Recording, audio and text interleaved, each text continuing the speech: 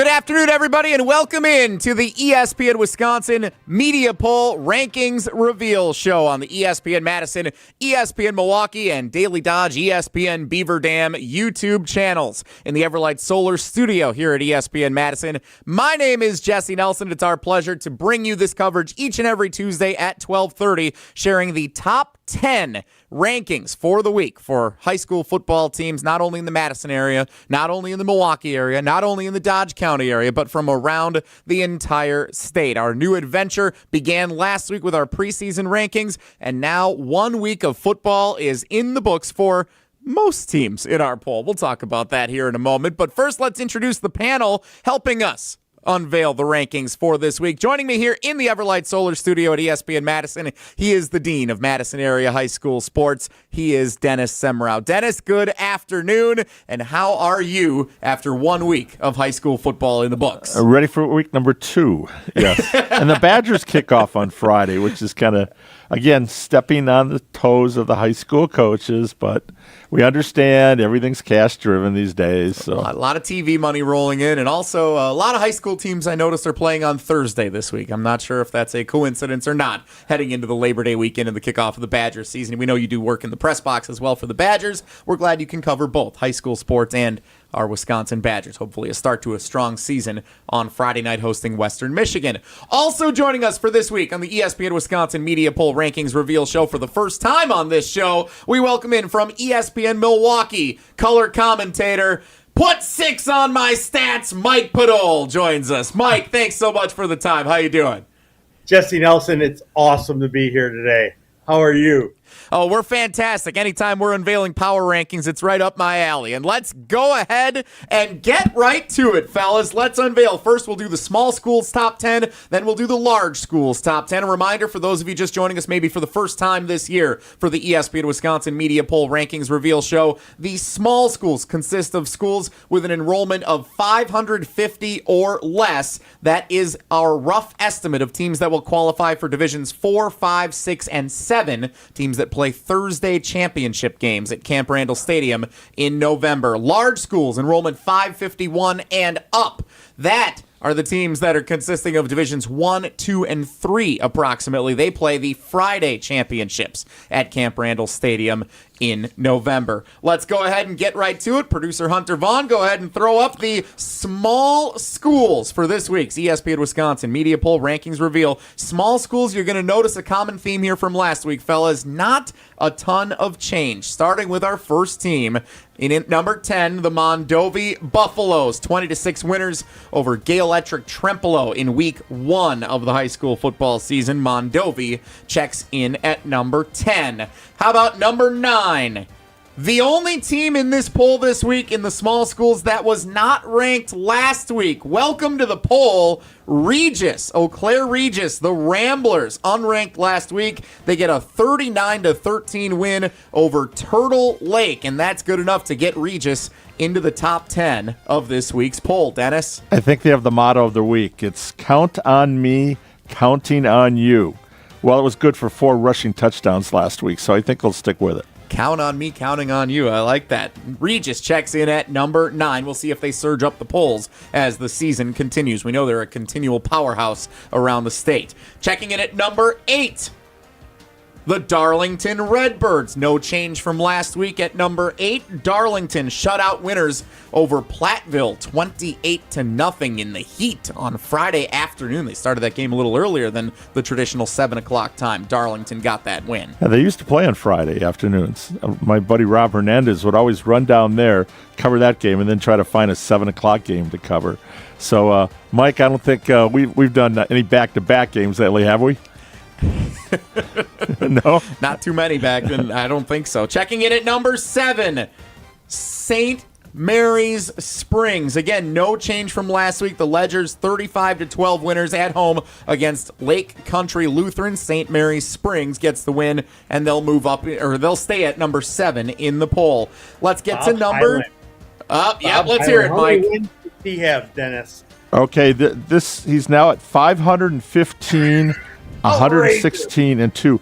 And by the way, this was the last 54th and final opening night. He's retiring at the end of the season. Wow. So Bob Hyland announcing his retirement at the end of the season. He's won 17 state championships. Pat Rice was a god in our area. This is a guy, too. My God. I mean, I went to school in St. Lawrence, not too far from St. Mary Springs, and 17 titles, 9 in the WIA and 8 in the former WISA. Before we move on to number 6, Mike, what's your experience with Bob Hyland? Bob Hyland, I think I speak for all of us that when you go to Madison for the state championship games, there's a Bob Hyland team there. I mean, it's just it's the usual. You talk about the importance of prep sports to a community, and there's a man who put that area on the map. I mean, that football program. Good luck to the next guy filling his shoes, right? It's always about the guy after the guy. Yeah, that's right. That was my philosophy. Never be the foul legend. It's a no-win situation. Well, all right, let's get back to the rankings. So Bob Hyland's St. Mary Springs Ledgers checking in at number 7. In at number 6 this week, the Edgar Wildcats. That's interesting. Edgar, 28-20 winners on the road at Ladysmith last week. They were number 5 in last week's poll. This week, as you watch it with us on the ESPN Wisconsin YouTube channels, they move over to the right side, which means they probably flip-flop spaces with somebody, and that team is Xavier. The Xavier Hawks, 56-12 winners over Valders in week 1. Dennis? I found this online, and I was, stunned. Former Pittsburgh Steelers running back Rocky Blyer, one of my idols. He's a Vietnam vet, and he's a Super Bowl champ.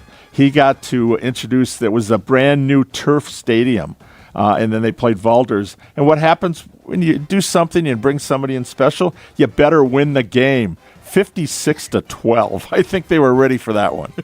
I think it's pretty fair to say just that. Xavier checks in at number 5. So 4 remaining teams in our ESPN Wisconsin Media Poll small school rankings after week 1 of the high school football season. Checking in at number 4, the Wrightstown Tigers. Wrightstown, the Division 5 runners-up from a year ago, started strong with a 56-14 win on the road against Wapaka. Wrightstown stays at number 4. That's a little interesting to me because of who I think we're about to see here at number 3.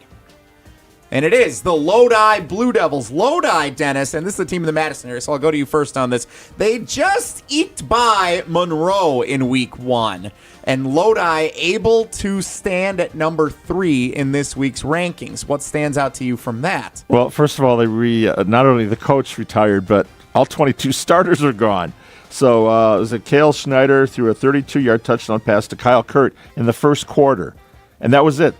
Then they gave up a touchdown in the second quarter, 7-6 at halftime, and it was a bunch of punts. Monroe, of course, they ran for 333 yards. Do they attempt to pass? That's against their religion.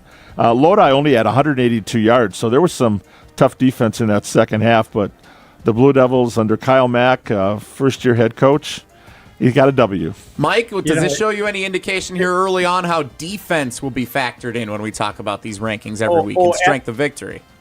Absolutely, Jesse.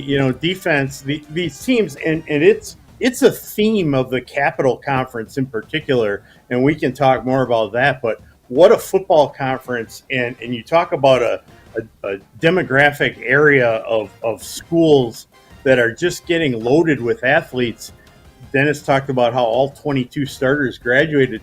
This is like a reload year for Lodi with all their junior-orientated teams. They're kind of shooting for 2 years down the road coming into this year. And now they're number 3 in our poll. And week in and week out, those teams play each other. They knock each other around, give each other losses in conference. And then come the postseason, every single one of those teams ends up making deep runs. Last year, all those schools that were in there that are on top again this year advanced deep into the tournament. what a conference, the Capital Conference. Yeah, it continues to evolve, but it continues to be strong no matter who is in that conference every year. So interesting here now at the top. Aquinas was number 1 last week. They were 14-12 winners in a grinded-out game against Prairie du Chien.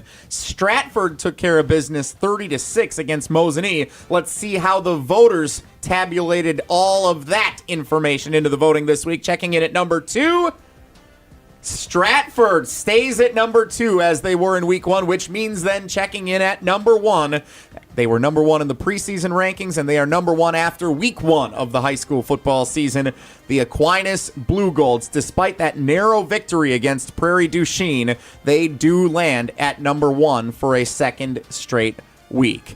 Those are your small school rankings for heading into week 2 of the high school football season. Dennis Semrau, what stands out most to you from the small school rankings? Well, again, we just had Regis stepping in this week. Maple Northwestern went out, but I think Aquinas, they've had a tough batch. 12 years in a row they've opened with Prairie du Chien. And I went to Prairie du Chien camping, which is no longer exists. I know the rivalry between La Crosse and Prairie is really tough. So you throw that out. It's like Wanakee to Forest going head-to-head. You don't care about the records. They survived it. Last year they lost and went on to a state title. We'll see what happens this year. Mike Padol, what stands out to you from those small school rankings this week? Not a lot of change from the preseason rankings 1 week ago. You know, you talk about defense, and Stratford is one of those teams, Jesse, that they hang their hat on defense year in and year out. I covered their state championship game.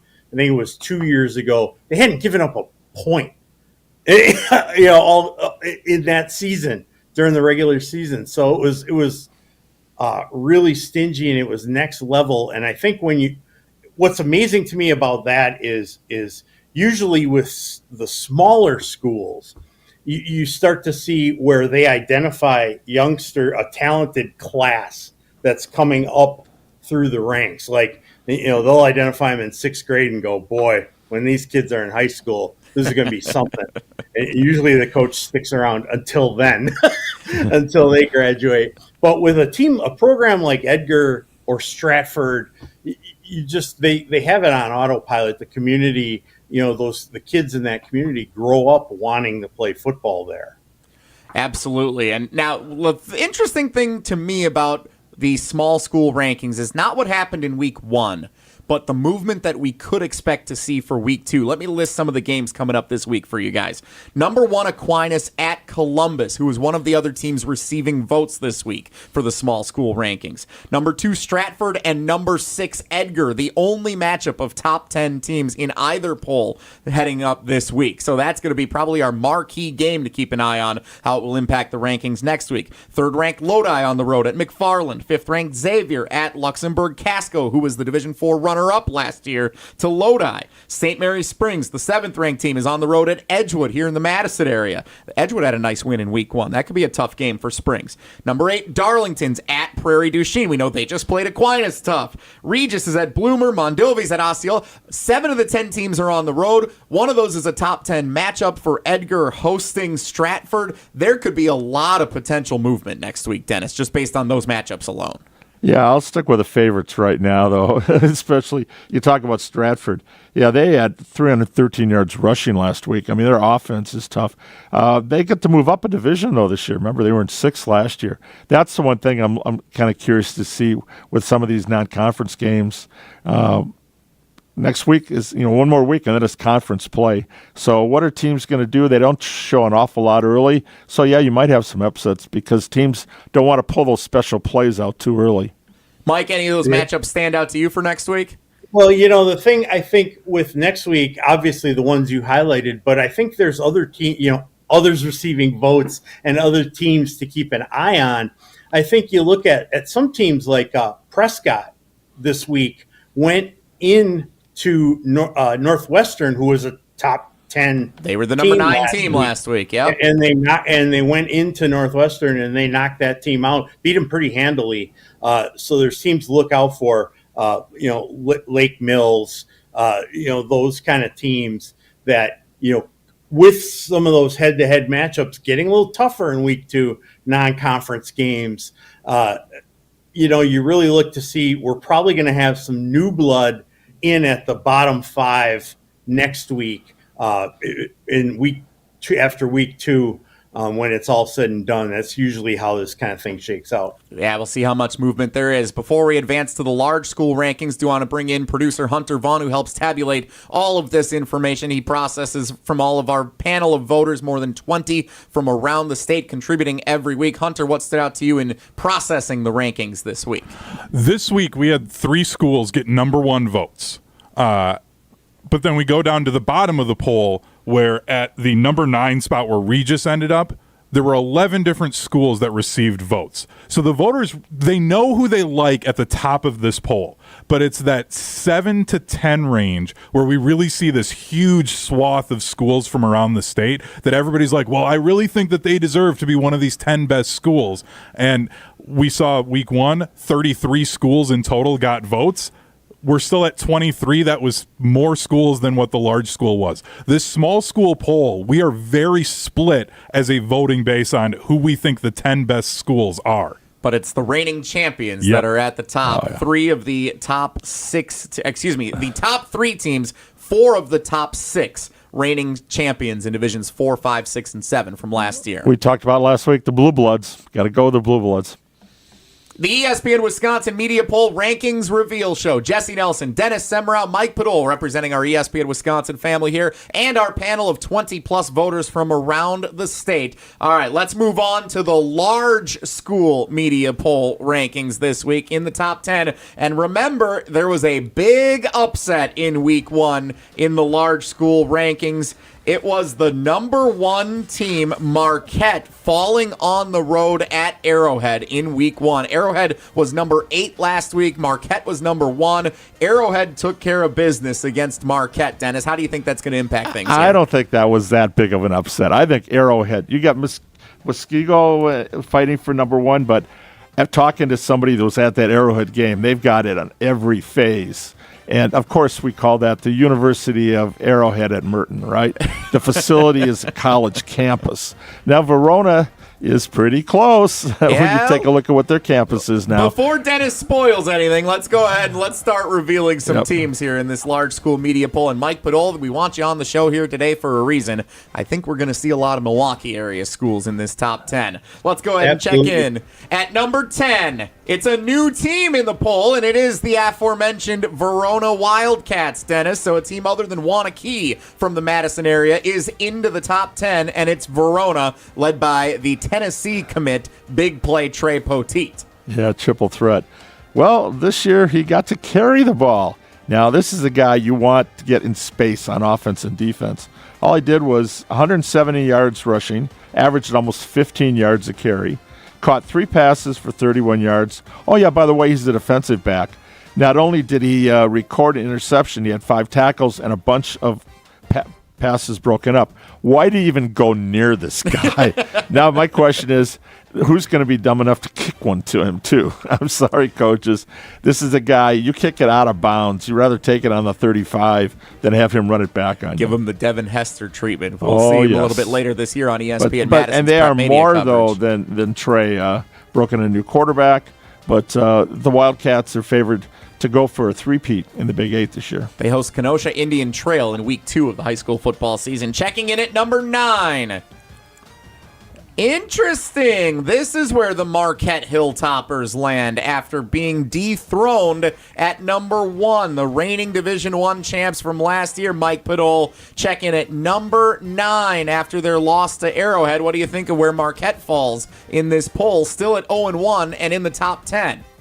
You know, I don't mind that, and I think it kind of falls in the same category as like Catholic Memorial, probably dropping out of the top 10 with a week 1 loss. When you're a heavyweight football program and you schedule a tough game against top-notch competition, because really non-conference games, they don't matter all that much. So those teams that have gold ball aspirations, you schedule top-notch competition. Heartland Arrowhead, but Arrowhead beat Marquette last year in week 1 in a game that came down to the last play of the game. It was a snap. Marquette was on near the goal line trying to get in, and the ball went over the quarterback's head on the last play of the game on a long snap, and Marquette lost. Marquette only ran the table the rest of the year, and even kind of dominated in the championship game against Franklin. So they ran the table the rest of the year. This is with Marquette. It's Coach Keith Kostinski. It's his last year. He's retiring after this year. The year after you win a gold ball, that's how he's going to go out. But they got some great seniors on that team. They're going to win some games in the Greater Metro. Kudos for these tough teams that challenge themselves in week 1 and 2. Of course, would be a heck of a way for Coach Klestinski to go out if he wins back-to-back gold balls and then decides to hang it. Yeah, and they lost some seniors, but they're still good. Go ahead quickly, Dennis. They're going to have to do better on defense, so they give up 501 yards to Arrowhead, and that's not going to cut it. Tommy Novotny, one of the best players, I think, in the state, ran for almost 200 yards, so their offense wasn't a problem. Scored 28 points, that's pretty good, but they gave up 47 and 501 yards. That's a little worrisome. Well, speaking of Arrowhead, they were number 8 last week when they got the upset win over number 1 Marquette. I'm guessing Arrowhead's moving up from number 8. Let's see who checks in at number 8. The Kimberly Papermakers, and this is an interesting one because Kimberly did not have a game in week 1. So I was wondering how that would impact our voters this week. Kimberly does open up the season Thursday night on the road against Bayport, Dennis. That's a team that we saw come to Middleton and have its hands full with the Cardinals on Thursday night in their opener, but Bayport ultimately with a 37-28 victory. That'll be a fun contest here in week 2, and it's week number 1 for Kimberly, having not played last week. Yeah, they had another week of hitting each other, so they just want to get somebody else on the field. I think they're eager for that one. Bayport really came out and threw the ball very well and scored in overtime. Oh, they're not scored in overtime, but scored the 2 touchdowns in the fourth quarter to come back and get the win. Exactly. Yeah, I thought Middleton stuck with them as long as they could. But yeah, I like this matchup right there. And of course, Kimberly, that's a respect factor. They earned a share of the FVA title last year, and they lost to Marquette too last year. So we'll see what happens bouncing back. Check. Oh, go ahead, Mike. If you want to see high comedy, it's Mike Padola looking for the Kimberly score on Saturday morning, spending about 45 minutes trying to find their score, and they did not play. That's because nobody wanted to play them. The team that every year, that's twice the team that Milwaukee area scheduled them and then backed out. So right. So if iron sharpens iron, what does playing no one in week 1 do? Maybe the best iron is the other inter squad opponent that they're playing potentially. That's right.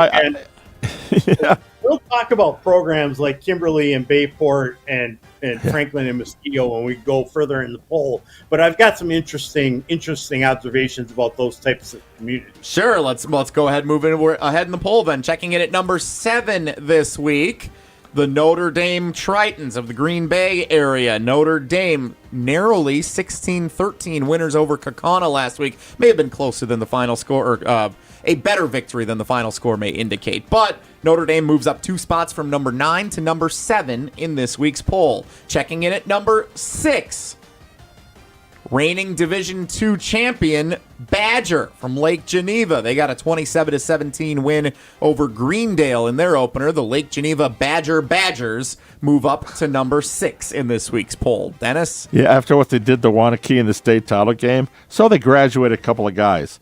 All they did was a rush for 384 yards. It doesn't change. That triple offense, good luck trying to stop that this year. As we like to say when you watch Badger play, it's the Forrest Gump offense. They're running and running.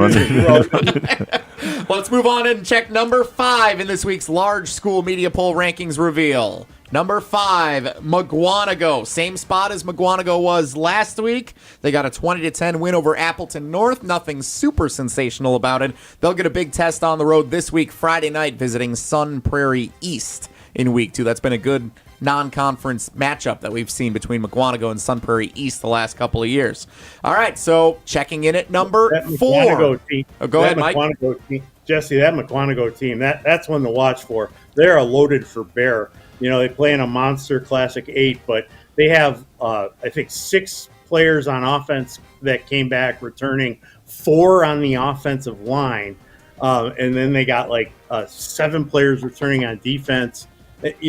That's a huge factor to me for high school football, is those returning juniors that have a season under the lights on Friday night. When they come back for their senior year, that's it for a lot of them. So this is a team to watch for as this season unfolds. Also notable, Mike, that is the first Classic 8 team to appear in this poll, and we know we will be seeing a few more given how their performances were in Week 1. How high will Arrowhead continue to rise? We haven't seen them yet after the win last week at number 8. Let's see who's in at number 4. The Waunakee Warriors stay at number 4 as they did from last week. A 38-0 shutout win over La Crosse Central in head coach Chris Graverson's debut, taking over for the legend Pat Rice. Waunakee is in at number 4. Dennis, that's again our highest ranked Madison area team. Yep. La Crosse teams haven't done that well in the playoffs in the last few years. That was a little warm-up game, you could say, for Chris's team. They got a veteran quarterback, Vance Johnson. I've been doing this long enough. I covered his dad when he quarterbacked Waunakee, and he's a chip off the old block. So their defense was dominating, and when Pat Rice was coaching, it was defense, special teams, and then just a grinded-out offense. Now that's spread.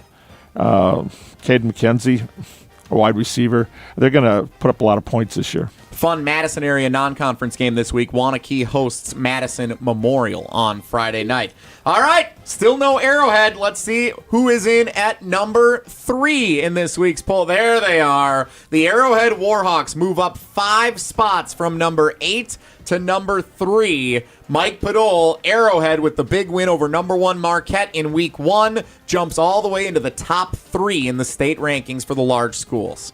Dennis pointed out their gaudy offensive output, 500-yard offense against a stout, usually stout Marquette Hilltopper defense to open the season. Impressive win. I think when you look at the Arrowhead program, the interesting thing, I think, to me, is that this was the dynasty program in high school football in Wisconsin, winning gold ball after gold ball. They had Tom Taraska. The stadium is now named Taraska Stadium. Tom Taraska was old school, running the ball, Hall of Famer, winning title after title, and kind of dominating that Lake Country area, which really blew up. And then he retired, and he was a running coach. And then Greg Malling, they brought him in from Baltimore, and he ran a shotgun spread, no huddle offense. And I thought the alumni were going to stroke out because it was amazing to see that just different kind of style offense. And then they won state titles. Malling won 2, I believe, in like 2014, 2015. Now, they haven't won one since.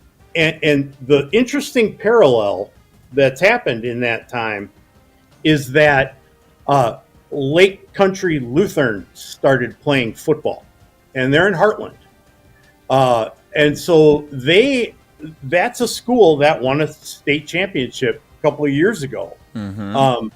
So with the birth and rise of that program, imagine like maybe the top 10 players from that team migrating over to Heartland Arrowhead. I think the start of Lake Country Lutheran starting football and the fact that Heartland Arrowhead hasn't won a title since then, those are connected things from a depth perspective. Yeah, that's very interesting to consider, Mike. Yeah, and the conference has been so tough too, just to get through that to the playoffs. But there's some parallels similar to Lodi and Columbus when they dominated. Coaches retired and they brought in soccer. Now their players are being diverted.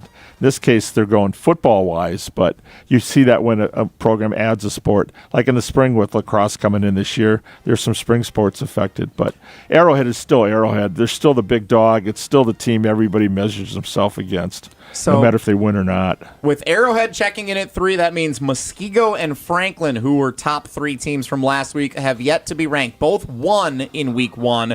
Muskego trailed 21-3 in the first half at home against Neal Neenah before coming back and winning 31-21. Franklin trailed Catholic Memorial before coming back to win 34-24 in a game that Mike called. So we'll hear his insights on Franklin in a moment. But first, let's see who checks in at number 2. The Franklin Sabres. Franklin is number 2, which means number 1 in this week's rankings, the Muskego Warriors. Check in at number 1 with the big comeback effort at home against the Neenah Rockets. And I would be remiss without to say that Muskego is my alma mater, class of 2010, and I'm very proud to see Muskego atop the large school media poll rankings here. All right, Mike Podol, so Franklin got the win. You called the game last week, Catholic Memorial and Franklin. It was a top 10 matchup of two great teams, consistent powerhouses in that southeast Wisconsin region, and Franklin ended up getting the victory. Do you think they are slotted appropriately at number 2 rather than Muskego in at number 1? Well, far be it from me to release my personal polls, but Franklin might have been number 1 in my personal poll. But I think the interesting thing when you talk about Franklin and Muskego at 1 and 2, my goodness, and they used to be head-to-head rivals in the SEC conference, and that was the marquee matchup. And you look at geographics, about the same area, but with Franklin, to the east, Muskego to the west. The thing that stood out to me is before that game, they had Franklin Sabre junior football celebrated with all their youth teams from 5th grade to 8th grade and there probably had to be 600 kids on the field that play in that youth program. Wow, it's incredible. And it's just the whole community was out there. It's just Franklin football is a different beast. And when you talk about Muskego, Jesse, I don't know when the last time you were on campus at Muskego, but they've got a brand new weight room that has artificial turf in it. And that's a community that brings it with that same kind of energy, not only for football, but they also, the band, there's like 1,000 kids in the band that are working their way up. And they've really, Ken Krause with his style of offense, he runs that wing tee. Yeah. You can't tell where the ball is. And the difference between his wing tee and a lot of other wing tees is that a lot of other schools use that for deception, so you can't identify the ball carrier. Usually if you're a smaller size team, so you can get that extra edge on the defense. Not with Muskego. They run you over. They're powerful. As far as Franklin goes, from a roster standpoint, they bring in a mega talented quarterback at Joey Calais. And he is, folks, if you want to have some fun, he's been identified on the quarterback track for Lewis Brown and the Franklin Sabres for a long time. He's got great footwork in the pocket. He's hard to bring down. Catholic Memorial was trying to collar him in and bring him down, and he was elusive, gives a good stiff arm while he's evading rushers, and he can throw dimes. They've got a tight end, Ben Vergis. He's 6'5", 245. He's a tight end defensive player. He also had like a 62-yard punt that I thought was going to hit one of the planes coming out of Mitchell. When he punted that thing, it sounded like a cannon shot. As per usual with Franklin, and it never ceases to amaze me, they've got like a myriad of 6 foot, 6'1", 6'2", 6'3", 220-pound guys that can fly around the football. And it's just amazing to me always watching them and how they play. Muskego checks in at number 1, Franklin 2, Arrowhead 3, Waunakee 4, McGuanago 5. That's 3 Classic 8 teams in the top 5 of the large division poll. Muskego checking in at 1, Arrowhead at 3. Hunter Vaughn, you helped accumulate the data here for the large school poll. A lot more movement in this poll than for the small division. What stood out most to you in accumulating the data? I mean, I talked about this school last week in our preseason being Sussex Hamilton. They received a first place vote last week, didn't get into the top 10. They didn't get a first place vote this week. I don't know. I didn't look to see who that was that threw them one in the preseason, but they won their game on Friday night, and they just missed out on the top 10, sitting at number 12 if we were to go down that far. And a school that you and Dennis saw in Bayport, they came in at number 11. They were still 10 points behind Verona. So two other programs to kind of keep an eye on throughout this season, I think, are going to be those two, because Bayport and Sussex Hamilton could end up being one of those type of schools that they run the table, they go play really well, but just can't crack into the top 10 because of the level of competition that we keep talking about in the Milwaukee area right now, that even if you lose, well, it's a good loss because it's to Franklin or it's to Arrowhead. So we're going to keep you in the top 10, i.e. Marquette. So number 8, Kimberly at others receiving votes in Bayport coming up on Thursday night this week. That's the big matchup in week 2 for the large schools. Jesse, that's the same exact thing as with Franklin and Muskego geographically.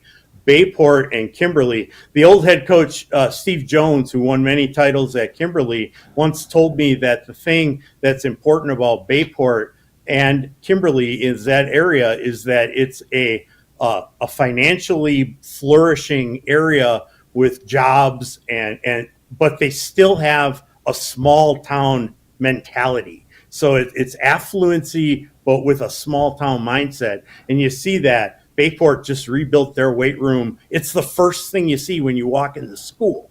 It's to the right of when you walk in the front door is their weight room. And it's no surprise that those two teams play exactly alike, similar styles, similar type athletes. And again, that's a case where it's all sports in the Fox Valley area that, Kimberly baseball is real tough, and swimming, and it's power in all sports, and their athletes are multi-sport, and it's just a really good combination. Dennis, your final thoughts on the large division poll here and how it all shook out here in week 2. Well, I was curious to see who was going to take over that wing T. From the JV team last year, Jackson Nemec, I pronounced the last name, what he ran for 143 yards. And you talked about the misdirection and everything else. Yeah, they got big linemen, but also the way the structure of their uniforms, you can't tell what numbers got the football. And try reading that from the 3rd level of a press box sometimes. Or the 7th level at Camp Randall Stadium could be an adventure, right. too. So the defense, they got a couple of great seniors on the front line. So I like, flip a coin. Our top 3 and Wanakee. We have to see what happens there. The Badger large is nowhere near what the classic 8 is. So the competition. That's why they've got to try to go out and schedule tough, but nobody wants to play them. Just like Kimberly, nobody wants to play Kimberly. So it's tough for the big dogs. In the Milwaukee area, you got a lot of teams to choose from for non-conference games. Here, it's a little tougher. So I don't know if Wanakee's ever going to get above number 4 on our poll just because of the 3 up above them. Well, we'll see how it all plays out this week. Again, just like the small division, 7 of the 10 teams in the large division top 10 are on the road this week. There are no top 10 matchups directly. The closest is Kimberly at Bayport, who is one of the other teams receiving votes. Muskego's at Oak Creek, which is always a fun little rivalry between those communities. Franklin is at Brookfield Central, a team that you saw on Friday night, Dennis, played DeForest very tightly into overtime, so they could give Franklin a game there. Arrowhead at Homestead, another traditional power, hasn't been at the level that it's been in the last decade over the last few years, but still could give them a tough test this week. We mentioned McGuanago at Sun Prairie East. Could be a lot of fun matchups to watch for some road tests in the non-conference portion of the schedule. But ultimately, guys, I think what this shapes up for is the Classic 8 is going to have some thrilling conference matchups, as we expect every season. But now putting the numbers next to the teams, you could get number 1 versus number 2 more than once this year, potentially, based on how these polls are looking. Absolutely. And I think, week 1 can get a little skewed too, because you lose, you're out of the top 10 like a Catholic Memorial. Catholic Memorial may not lose again the rest of the year. Especially when they get to the Parkland Conference, not real pleased with, no one is really with how they swapped out some teams, took out the second best team, Pewaukee, out of that conference. They should run the table in that conference. They're a good team. They were leading Franklin with 3 minutes to go in that game, and then they were completely gassed, and Franklin scored 10 points in the final 3 minutes. I think in the Milwaukee area, Cedarburg's another team to look out for. That they went into Grafton. Grafton made it to the state title game last year. Had a lot of guys in the back, and Cedarburg won that game. So Cedarburg's a team to look out for. Going to be fun to see how it all plays out. Week 2 of the high school football season, Thursday and Friday this week. You can catch Dennis and Mike and I all together on the call on both the ESPN Milwaukee and ESPN Madison YouTube channels coming up on Thursday night. Catholic Memorial at Sun Prairie West. When all of our teams come together, a Madison area team, we love being out in Sun Prairie at their beautiful Bank of Sun Prairie Stadium. When they get to host a team like Catholic Memorial for a non-conference battle, that's what the non-conference part of the season is all about. And allows the three of us to be together on the call Thursday night on the ESPN Madison and ESPN Milwaukee YouTube channels, also on 94.5 ESPN Milwaukee and 100.5 ESPN Madison. Mike Padol, ESPN Milwaukee, thanks so much for the time and joining the show today. Appreciate you, man. Absolutely. We'll see you gentlemen on Thursday. The box won't be able to contain us. Oh, we got plenty of room. We got room in there for a refrigerator and a cot if we needed to. I'll tell you. They have 2 press boxes at the Sun Prairie Stadium, so they treat us very well, Mike. You're going to love it. You guys can spend the night. I'll go just home down to my the street. house a couple of blocks away. We'll flip a coin on who's got to drive the farthest. Me from the far west side of Madison and Mike from the Milwaukee area. So, Dennis, thanks so much for the time also. Appreciate you. Good look forward to seeing you guys on Thursday. For the Dean Dennis Semrau, for ESPN Milwaukee's Mike Padol, for producer Hunter Vaughn, my name's Jesse Nelson. Thanks so much for joining us, as you can every Tuesday at 12:30 right here on the ESPN Milwaukee, ESPN Madison, and Daily Dodge, ESPN Beaver Dam YouTube channels for the ESPN Wisconsin Media Poll Rankings Reveal Show.